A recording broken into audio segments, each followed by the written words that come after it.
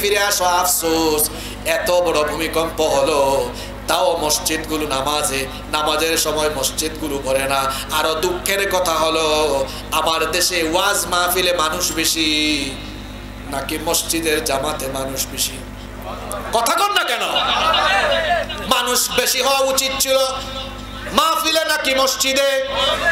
মাহফিলে মানুষ বেশি হওয়া আর মসজিদের জামাতে মানুষ কমে যাওয়া, এটা কিন্তু মুসলমানদের অধঃপতনের চিত্র।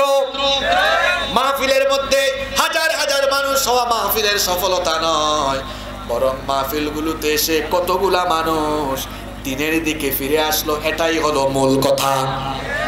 কথা বুঝতে পেরেছেন? নিজেদেরকে মসজিদমুখী করুন।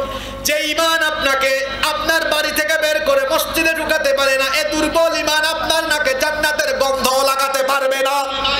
এ কেমন দুর্বল ঈমান আপনার! আপনার ঈমান আপনাকে মসজিদেও আনতে পারে না। এ দুর্বল ঈমান, এটা কোনো ঈমানও না। নবীজি বলেছেন, যার মধ্যে নামাজ নাই তার মধ্যে ঈমানই নাই, যার মধ্যে নামাজ নাই তার মধ্যে ইসলাম নাই, তার মধ্যে ঈমান নাই। নামাজ হলো মুমিনের সবচেয়ে বড় পরিচয়। এজন্য আযান হলে আমরা কি মসজিদে যাব না মসজিদ থেকে দূরে থাকব? কারা কারা নামাজ ছাড়বেন না হাত তুলে? বুঝে শুনে হাত তুলছেন তো? আল্লাহ কবুল করেন হাতগুলো নামান।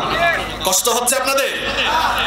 আমি দুইটা পয়েন্ট বলেছি, বাকিগুলো খুব শর্ট করে বলবো, বাকি পয়েন্টগুলো আরো গুরুত্বপূর্ণ ইনশাআল্লাহ। 1 নাম্বার বললাম আমাদের গুনাহের কারণে গজব আসে, 2 নাম্বার বললাম আমাদেরকে সতর্ক করার জন্য গজব আসে, 3 নাম্বার মাঝে মাঝে বালা মুসিবত আসে ওই জাতির উপরে যেই জাতি আল্লাহর দ্বীনের সঙ্গে এবং আল্লাহর রাসূলের সঙ্গে বেয়াদবি আরম্ভ করে।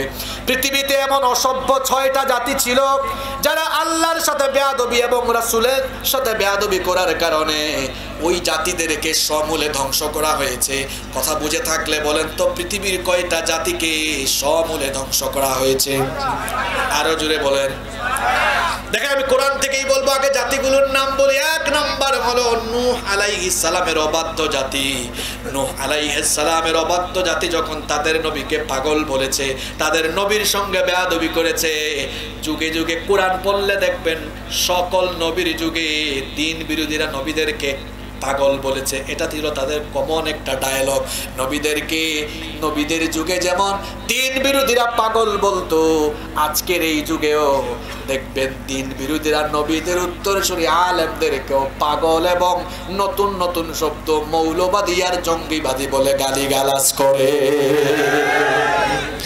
নূহ নবীর উম্মত যখন তার সাথে বেয়াদবি করলো, একটা বন্যা দিয়ে গোটা জাতিকে একদম আন্ডা বাচ্চা সুদ্ধা নূহ নবী দোয়া করেছিলেন, রব্বি লা তাদার আলাল আরদি মিনাল কাফিরিনা দাইয়ারা। জানেন তো আপনারা নূহ নবী দোয়া করেছিলেন, রব্বি লা তাদার আলাল আরদি মিনাল কাফিরিনা দাইয়ারা। আল্লাহ এদের আন্ডা বাচ্চা সুদ্ধা শেষ করে দাও।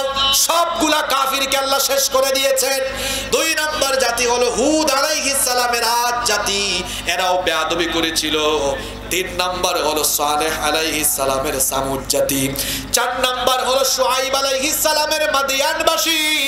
5 নাম্বার হলো লূত আলাইহিস সালামের সমকামী জাতি। 6 নাম্বার হলো ফেরাউন এবং তার সাঙ্গপাঙ্গ, এদেরকেও সাগরের মধ্যে ডুবায়া মেরেছেন কে? এই 6টা জাতিকে আল্লাহ এবং রাসূলদের সাথে বেয়াদবির কারণে ধ্বংস করেছেন। এক এক দলকে এক এক জাতিকে আল্লাহ এক এক ধরনের গজব দিয়েছেন। আল্লাহর ভাষায় শোনেন, কোরআনুল কারীমের 9 নম্বর সূরা, কোরআনুল কারীমে আল্লাহ এদের কথা বলছেন। কোরআনুল কারীমের 29